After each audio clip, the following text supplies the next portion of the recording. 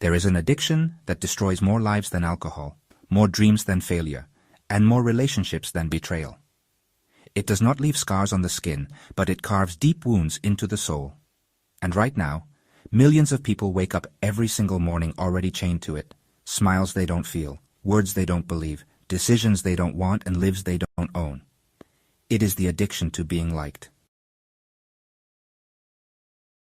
Human beings seek approval because people evolved as social animals who survive and thrive inside groups, and early relationships shape the basic sense of worth that guides later choices. Childhood creates the first map of what love looks like, and caregivers act as the first teachers of acceptance and rejection. When caregivers reward certain behaviors and withhold warmth for others, children learn that approval is the currency for safety and connection. Freud named part of this inner map the superego, and this mental structure forms when the child internalizes parental rules, judgments, and prohibitions. The superego then speaks inside the mind as a strict judge that pushes the person toward behaviors that earn approval and away from behaviors that invite guilt.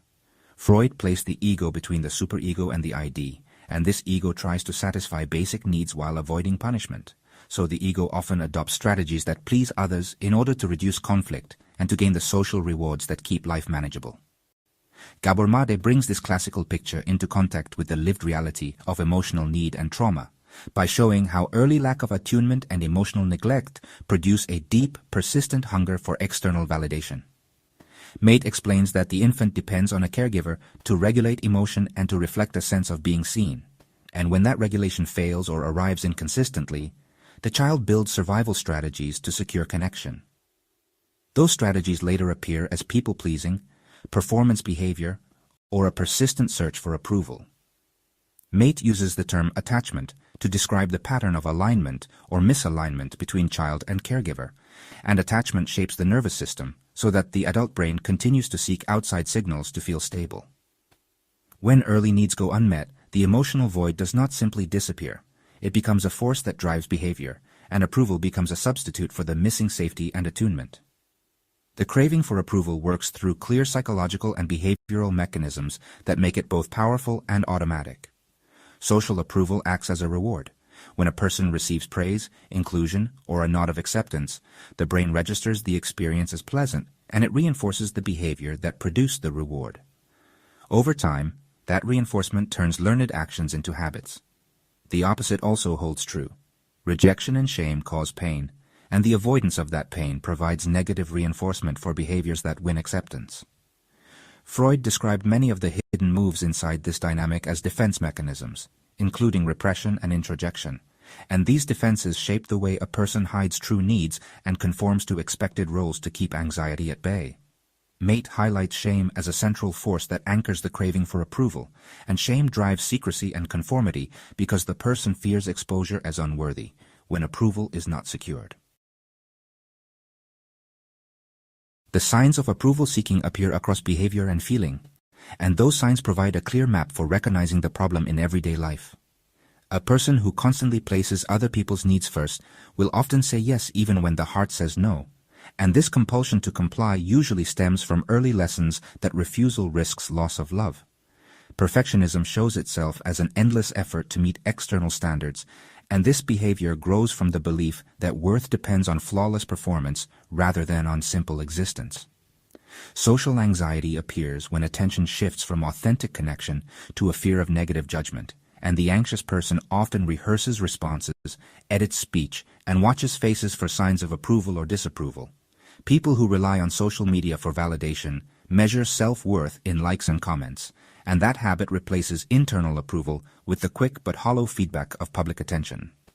Compulsive caretaking and codependent patterns show up when a person ties identity to usefulness for others, and this pattern makes the person vulnerable to exploitation and to chronic exhaustion.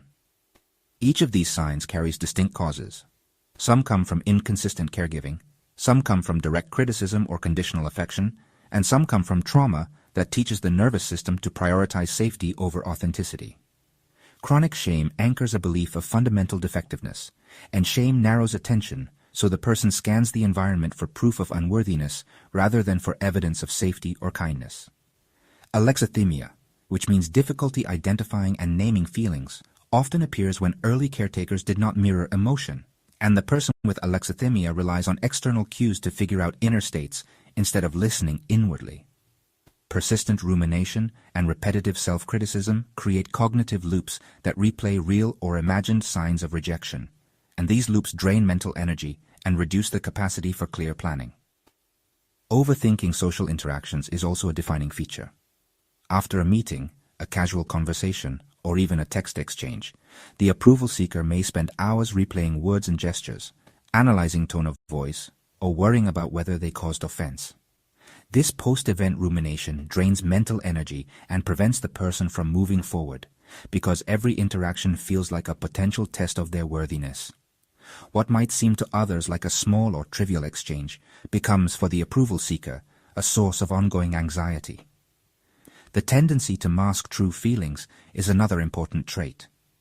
To preserve the image of being likable, the person often hides frustration, sadness, anger, or boredom, presenting instead a socially acceptable smile or calm face.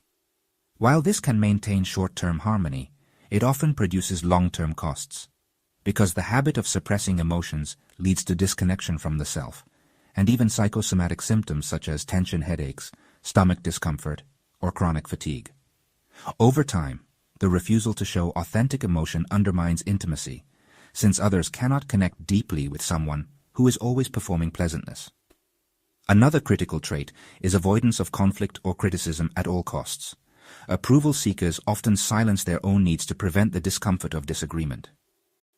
They may avoid giving feedback, even when feedback is important, or they may change their behavior quickly at the first hint of disapproval.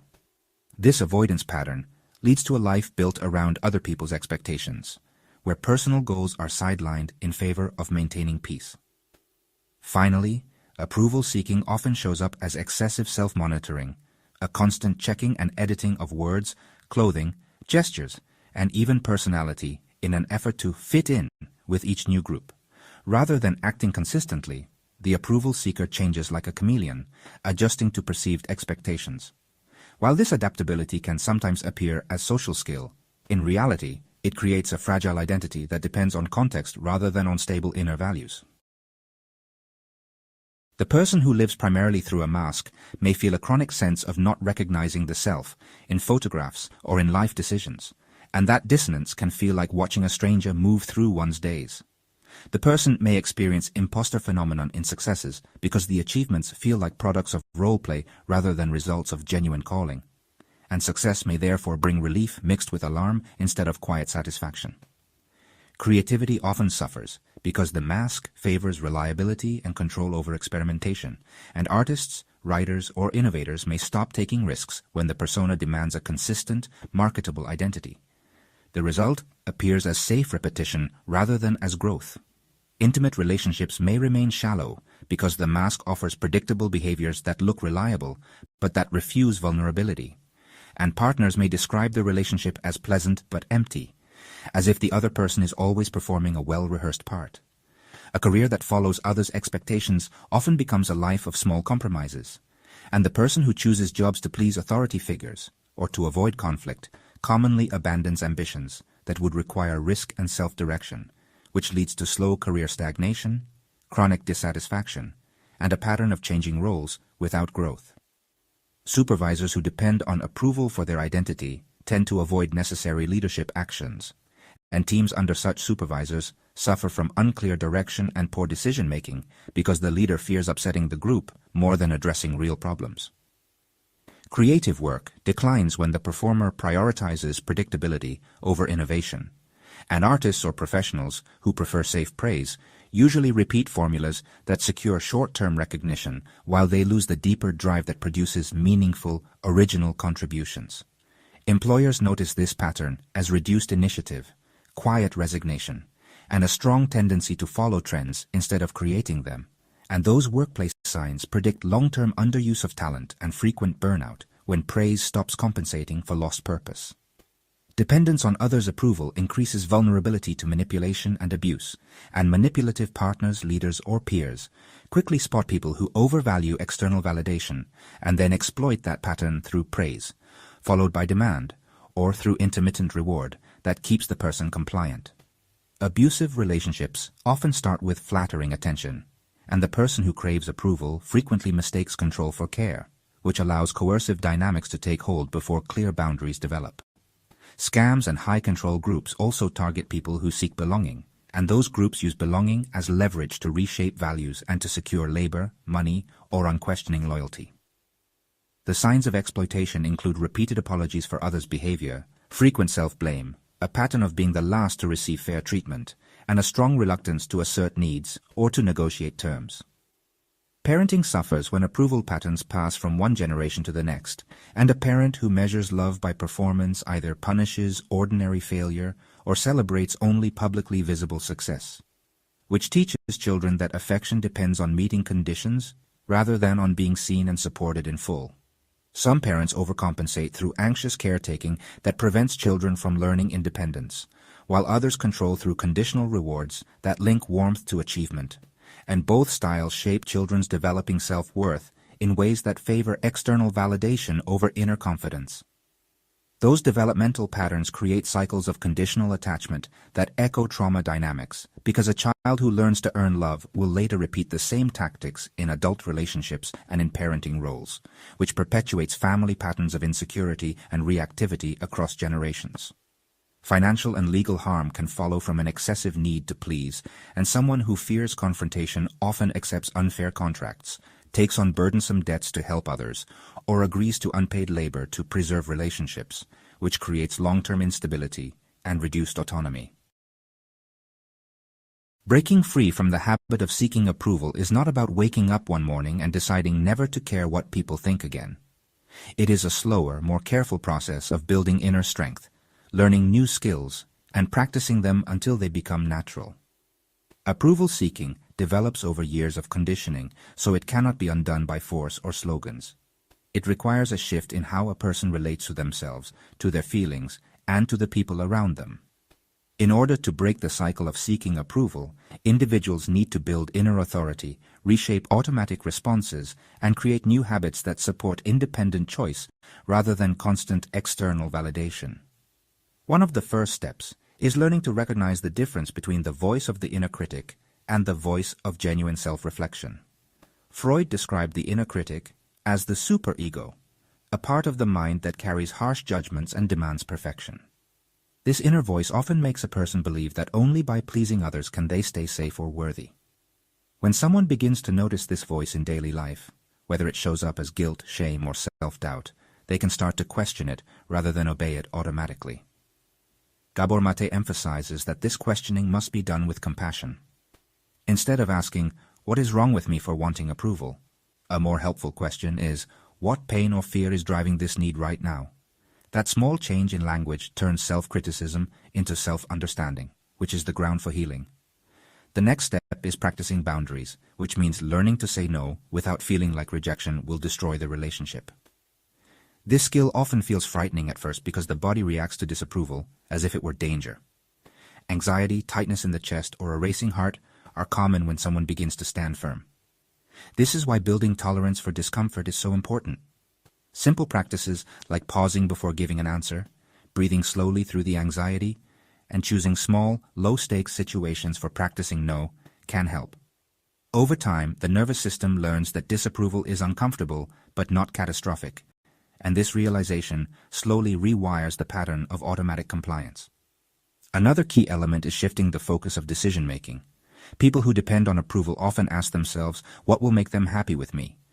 Breaking the cycle requires replacing that question with one like, "Does this choice fit my values and needs?" Values clarification exercises can be especially useful here. Writing down what matters most, such as honesty, fairness, learning, or family, and then measuring decisions against those values gives a stable reference point that does not depend on other people's reactions. Each choice that reflects personal values, no matter how small, strengthens the sense of inner authority. Healing also involves practice in relationships. The false self described earlier thrives when a person performs roles that win acceptance, but it begins to weaken when the person risks showing their real feelings in safe spaces. This might mean telling a trusted friend about an opinion that differs from theirs, or admitting exhaustion instead of forcing a smile. When the response is supportive rather than rejecting, the nervous system learns that authenticity can bring connection rather than danger. Mate often highlights that genuine healing happens in connection, not isolation, because supportive relationships provide corrective experiences that help replace old patterns of fear. If this spoke to you, share it, because every human being deserves to know their difference is their power.